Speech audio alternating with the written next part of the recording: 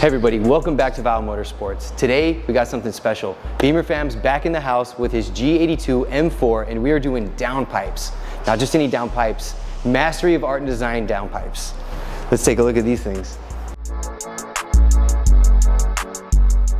So if you guys been keeping up with the channel, you saw in our last episode, Beamer Fam was here to get a full titanium exhaust put on his car and it sounded amazing. But we're taking it one step further today and we're doing the downpipes to really open up the sound of this car and let that motor breathe. So most cars that come into the shop don't really have a face. This one does. Hey Eric, come say hi. What's going on, man? Thanks for having me back. Of course, man. Nice to see the G82 back up in here up at Vile. The car sounds good as is. Got the full titanium cap back from Valve Master. But I'm super excited to see these downpipes, what they're gonna look like, but also what they're gonna sound like as well. So I'm just happy, man. It's a good day.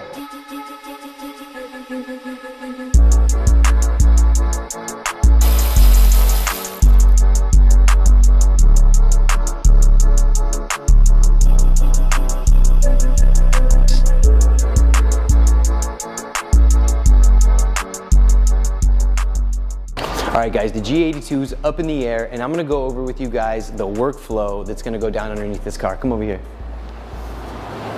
So right here is the titanium exhaust that we installed last week on this car and it looks beautiful. What we're gonna need to do to get access to the downpipes though is remove all of this shielding here and then a few more bits and pieces up here for the mounts and then we'll be able to slide them out.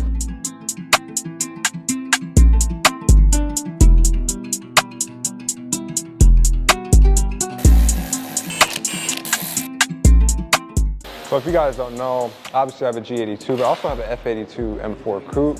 And a lot of people ask, which one is better? It's kind of a tough question to answer because they're both great cars. One thing I think that is just undeniably better though is the interior on the G82. It's probably my favorite part. You got the carbon buckets, all the nice carbon fiber, ambient lighting as well, and then all the technological advancements from the F80. But the F80's just got the styling down. The exterior looks so good. You don't need to do anything to those cars, and they look absolutely amazing. So it comes down to personal preference, similar power plant, 3-liter inline 6. I think the s58s is a little bit more reliable when you start to tune them. But if you're talking stock versus stock, they're both very reliable cars. I've had to do minimal maintenance on the F80 as well. So it just depends on what you're looking for. All right, you guys, we have the M4 behind us, all prepped and ready for the downpipes to come out. This is pretty much what you have to remove from the car to even get access on the G8X. We got to remove the entire skid plate. And remember, this skid plate on the G8, the G chassis, they have these come all the way back. Totally different from the F chassis. There's a lot more plastics you have to remove, a lot more of those 8mm screws that we all know and love. Good luck finding them all.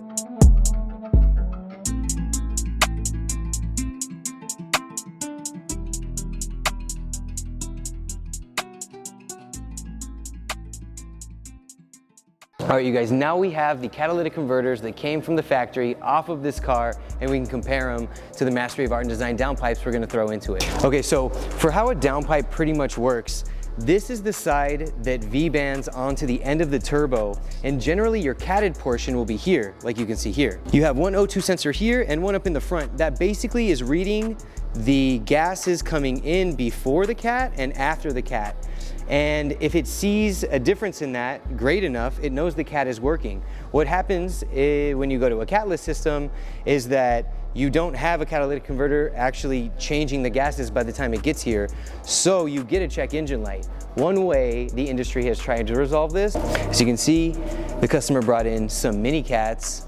And these actually have some really cool features to them that a lot of them don't. If you look in there, you can see that that actually looks like a cat. It doesn't look like that weird little wire mesh they kind of just toss in there.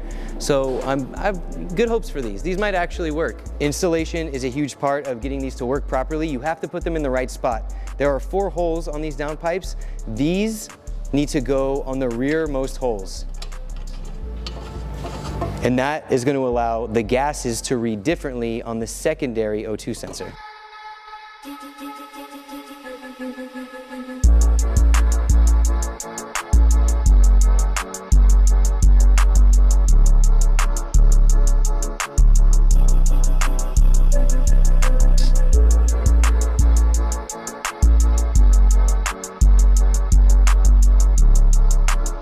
It's all back together and we're ready to hear the sound. The moment everyone's been waiting for and you probably clicked through to find.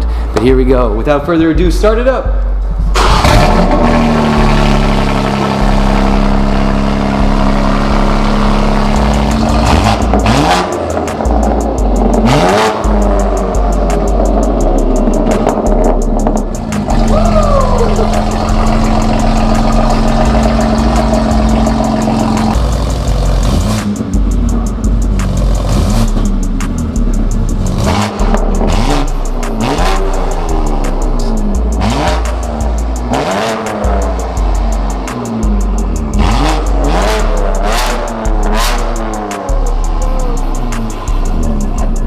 And that wraps it up. The install went smooth, the parts are fitting good, everything bolted up nice and tight. You heard the sound. It's pretty crazy. Eric, what do you think?